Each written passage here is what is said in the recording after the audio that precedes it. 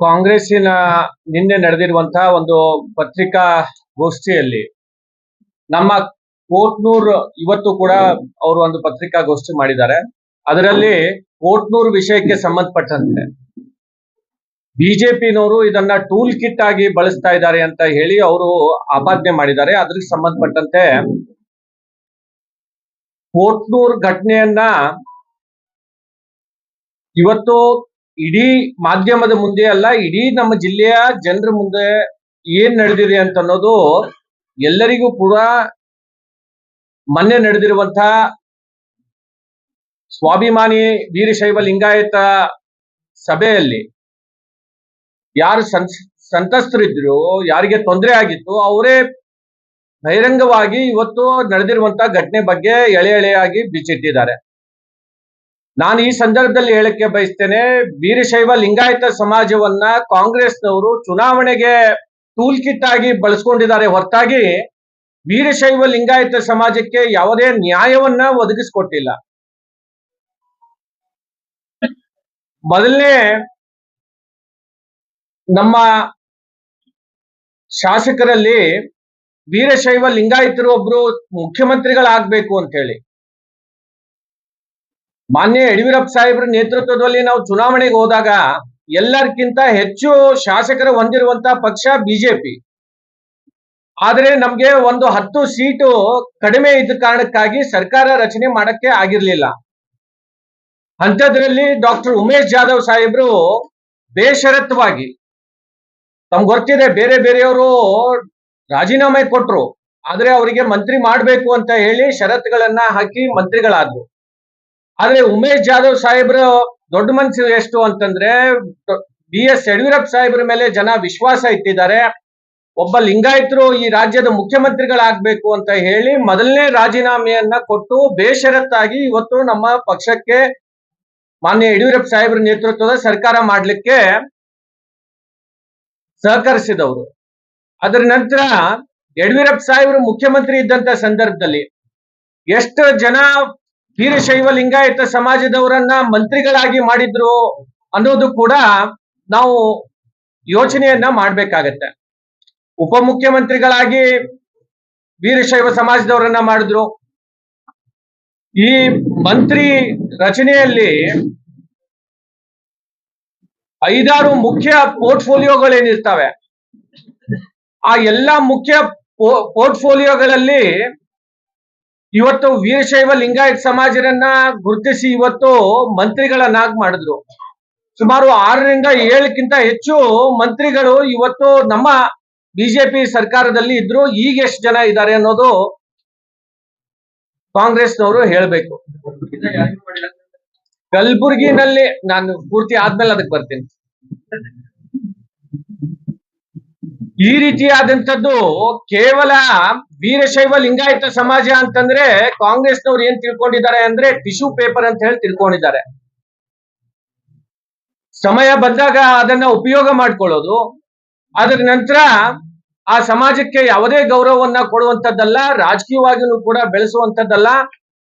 ಆ ಸಮಾಜದ ಜನರನ್ನ ಇವತ್ತು ದೌರ್ಜನ್ಯಕ್ಕೆ ಒಳಗಾದ್ರೂ ಕೂಡ ಅವರಿಗೆ ಟೂಲ್ ಕಿಟ್ ಅಂತ ಹೇಳಿ ಅಂತಾರೆ. ಅಂದ್ರೆ ಈ ರೀತಿಯಾದಂತಹ ವಾಕ್ಯ ಇವತ್ತು ಅವರು ಉಪಯೋಗ ಮಾಡ್ತಾ ಇದ್ದಾರೆ ಅಂದ್ರೆ ನಿಜಕ್ಕೂ ಎಲ್ಲರಿಗೂ ಕೂಡ ಈ ಸಮಾಜದವರಿಗೆ ನೋವನ್ನ ಉಂಟು ಮಾಡುವಂತದ್ದು ಅಂತ ಹೇಳಿ ನಾವು ಈ ಸಂದರ್ಭದಲ್ಲಿ ಹೇಳ್ಬೇಕಾಗತ್ತೆ. ಇವತ್ತು ಅದ್ರ ಜೊತೆಯಲ್ಲಿ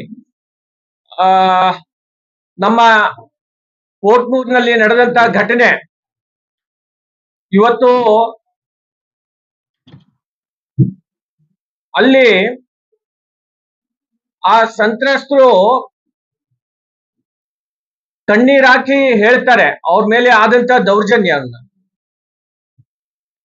2 ತಿಂಗಳ ಆದ ನಂತರ ಈ ಒಂದು ಹೋರಾಟ ಆದ್ಮೇಲೆ ಅವರು ಈಗ ನಾವು SITಗೆ ಕೊಡ್ತೇವೆ, CODಗೆ ಕೊಡ್ತೇವೆ ಅಂತ ಹೇಳಿ ಪ್ರಾರಂಭ ಮಾಡಿದ್ದಾರೆ. ಆ ಮಹಿಳೆಯರು ಕೂಡ COD ತನಿಖೆ ಬೇಡ, ನಮ್ಗೆ CBI ತನಿಖೆ ಬೇಕು ಅಂತ ಹೇಳಿ ಇಡೀ ಮಾಧ್ಯಮದ ಮುಂದೆನೆ ಅವರು ಹೇಳಿರುವಂತದ್ದು.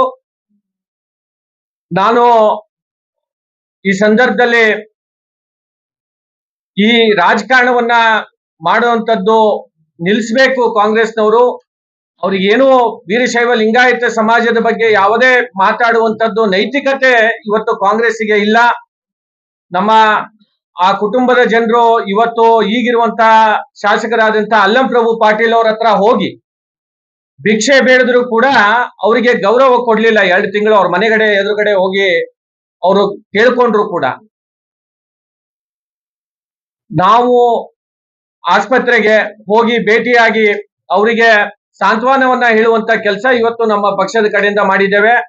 ಇದರಲ್ಲಿ ಯಾವುದೇ, ನಾನು ಅದೇ ಹೇಳ್ತಾ ಇದ್ದೇನೆ ಸಾಹೇಬ್ರೆ, ನಾವು ಅವರಿಗೆ ಆಸ್ಪತ್ರೆಗೆ ಹೋಗಿ ಇವತ್ತು ಭೇಟಿಯಾಗಿ ಎಲ್ಲ ಮುಖಂಡರು ಇದ್ರು, ಮಾಧ್ಯಮದ ಸ್ನೇಹಿತರು ಇದ್ರು, ಡಿಸಿ ಅವರು ಬಂದಂತ ಸಂದರ್ಭದಲ್ಲೂ ಕೂಡ ನಮ್ಮ ಎದುರುಗಡೆನೆ ಅವರೆಲ್ಲ ಸ್ಟೇಟ್ಮೆಂಟ್ ಅನ್ನು ಕೂಡ ಇವತ್ತು ಆ ಸಂತಸರು ಮಾಡಿರುವಂತದ್ದು. ಹೀಗಾಗಿ ಕಾಂಗ್ರೆಸ್ಸಿಗೆ ಇದ್ರ ಬಗ್ಗೆನಲ್ಲಿ ಹೇಳುವಂತದ್ದು ಯಾವುದೇ ನೈತಿಕತೆ ಇಲ್ಲ ಅಂತ ಹೇಳಿ ನಾನು ಈ ಸಂದರ್ಭದಲ್ಲಿ ಹೇಳಕ್ಕೆ ಬಯಸ್ತೇನೆ. ನಮ್ಮ ಜಿಲ್ಲೆಯಲ್ಲಿ ಮಂತ್ರಿ ಮಾಡಿಲ್ಲ ಅಂತ ಹೇಳಿ ಪ್ರಶ್ನೆ ಕೇಳಿದ್ರು. ನಮ್ಮ ಸಮಾಜದವರನ್ನ ಆ ಸರ್ಕಾರ ಮಾಡುವಂತ ಸಂದರ್ಭದಲ್ಲಿ ಅದು ಒಂದು 10 ಜನ ರಾಜೀನಾಮೆ ಕೊಟ್ಟು ಇಲ್ಲಿ ಬಂದು ನಮ್ಗೆ ಸಹಕಾರ ಮಾಡಿದಕ್ಕಾಗಿ ನಮ್ಗೆ ಕೆಲವೊಂದು ಮಂತ್ರಿಗಳನ್ನ ಕೆಲವೊಂದು ಜಿಲ್ಲೆಯಲ್ಲಿ ಕೊಡ್ಲಿಕ್ಕೆ ಸಮಸ್ಯೆ ಆಗಿತ್ತು. ಆದ್ರೆ 4 ಜನರನ್ನ ಇವತ್ತು ನಮ್ಮ ವೀರಶೈವ ಲಿಂಗಾಯತ ಸಮಾಜದವರನ್ನ ಇವತ್ತು ಬೋರ್ಡ್ ಚೇರ್ಮನ್ ಆಗಿ ನಮ್ಮ ಜಿಲ್ಲೆಯಿಂದ ಮಾಡಿರುವಂತದ್ದು. ನನ್ನನ್ನ ಮಾಡಿದ್ರು, ನಮ್ಮ ರಾಜ್ಕುಮಾರ್ ಪಾಟೀಲ್ ತೇಲ್ಕೂರ್ ಅವರನ್ನ ಮಾಡಿದ್ರು, ಚಂದು ಪಾಟೀಲ್ ಅವರನ್ನ ಮಾಡಿದ್ರು, ಮತ್ತು ಅದ್ರ ಜೊತೆಯಲ್ಲಿ ನಮ್ಮ ಗುಗ್ಳೆ ಶಶಿಕಲಾ ಟೆಂಗ್ಳಿ ಅವರನ್ನ ರಾಜ್ಯ ಮಟ್ಟದ ನಿಗಮ ಮಂಡಳಿಗೆ ಮಾಡಿದ್ರು, ಮತ್ತು ನಮ್ಮ ಹರ್ಷವರ್ಧನ್ ಗುಗ್ಳೆ ಅವರನ್ನ ನಿಗಮ ಮಂಡಳಿ ಅಧ್ಯಕ್ಷರಾಗಿ ಮಾಡಿದ್ರು. ಹೀಗಾಗಿ ಅವರು ಲಿಂಗಾರೆಡ್ಡಿ ಬಾಸರೆಡ್ಡಿ ಅವರನ್ನ ತೊಗರೆ ಬೋರ್ಡಿನ ಅಧ್ಯಕ್ಷರಾಗಿ ಮಾಡಿದ್ರು. ಹೀಗಾಗಿ ಇವತ್ತು ವೀರಶೈವ ಲಿಂಗಾಯತ ಸಮಾಜಕ್ಕೆ ಗೌರವದಿಂದ ನಡೆಸ್ಕೊಂಡಿರುವಂತ ಪಕ್ಷ ಯಾವುದಾದ್ರೂ ಇದ್ರೆ ಅದು ಭಾರತೀಯ ಜನತಾ ಪಕ್ಷ ಅಂತ ಈ ಸಂದರ್ಭದಲ್ಲಿ ಹೇಳ್ಬೇಕಾಗುತ್ತೆ. ಮತ್ತು ಶಾಸಕರು ಕೂಡ ನಮ್ಮ ಸಮಾಜದ ಬಗ್ಗೆ ಹೇಳಿದ್ರು. ಈಗ ನಮ್ಮ ಪಾಟೀಲ್ ಹೇಳಿದಂಗೆ ಇವ್ರು ಹೇಳಿದ್ರು, ನಮ್ಮ ಭಾರತೀಯ ಜನತಾ ಪಕ್ಷ ಸರ್ಕಾರದಲ್ಲಿ 4 ಜನರಿಗೆ ಕೊಟ್ಟಿದ್ದಾರೆ ಅಂತ. ಇವ್ರು ಏನ್ ಮಾಡಿದ್ದಾರೆ ಕಾಂಗ್ರೆಸ್ನವರು, ಇಡೀ ನಮ್ಮ ವೀರಶೈವ ಲಿಂಗಾಯತ ಮರ್ಯಾದೆ ಕಳೆದಿದ್ದಾರೆ. ಇವತ್ತು ಎಂ.ಐ. ಪಾಟೀಲ್ ಅವರು ನಿವೃತ್ತಿ ಹಂತದಲ್ಲಿದ್ದಾರೆ. ಅವರಿಗೆ ಮಂತ್ರಿ ಸ್ಥಾನ ಕೊಡದೇ ಇರೋದು ಒಳ್ಳೇದಿತ್ತು.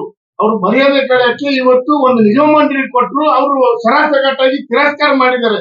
ಅವ್ರಿಗೆ ನಾಚಿಕೆ ಆಗ್ಬೇಕು ಕಾಂಗ್ರೆಸ್ನವ್ರಿಗೆ. ಆ ವಯಸ್ಸಿನಲ್ಲಿ ಒಂದು ಸಣ್ಣ ಪೋಸ್ಟ್ ಕೊಟ್ಟು ಅವ್ರಿಗೆ ಏರ್ಲಿಕ್ಕೂ ಬರೋದಿಲ್ಲ ಅಂತ ಒಂದು ಪೋಸ್ಟ್ ಕೊಟ್ಟು ಇಡೀ ಸಮಾಜದ ಗೌರವವನ್ನ ಕಳೆದಿದ್ದಾರೆ ಅವರು. ಮತ್ತೆ ಹೇಳ್ತಾರೆ ನಮ್ಮ ಭಾರತೀಯ ಜನತಾ ಪಕ್ಷದ ಬಗ್ಗೆ ಮಾತಾಡ್ತಾರೆ. ಇದು ಸರಿನಾ ಅವ್ರು ಮಾಡಿರೋದು? ಅವ್ರ ಮಗನಿಗೆ ಕೊಡು ಅಂದ್ರೆ ಕೊಡೋದಿಲ್ವಂತೆ. ಅದು ಅವ್ರಿಗೆ ಸರಾಸಗಟ್ಟಾಗಿ ಅವ್ರಿಗೆ ಮರ್ಯಾದೆ ಕಳ್ದಂಗ ಅಲ್ವಾ ಇವರು? ಆಳಂಬ ಬಿ.ಆರ್. ಪಾಟೀಲ್ ಯೋಗ್ಯರಲ್ವಾ ಮಂತ್ರಿ ಆಗಲಿಕ್ಕೆ? ಸುಮ್ನೆ ನಾಟಕ ಮಾಡಿ ವೀರಶೈವ ಲಿಂಗಾಯತರ ಹೆಸರು ಬಣ್ಣ ಪಡ್ಕೊಂಡು ವೀರಶೈವ ಲಿಂಗಾಯತರು ತಕ್ಕ ಪಾಠವನ್ನು ಈ ಚುನಾವಣೆ ಕಲಿಸ್ತಾರೆ.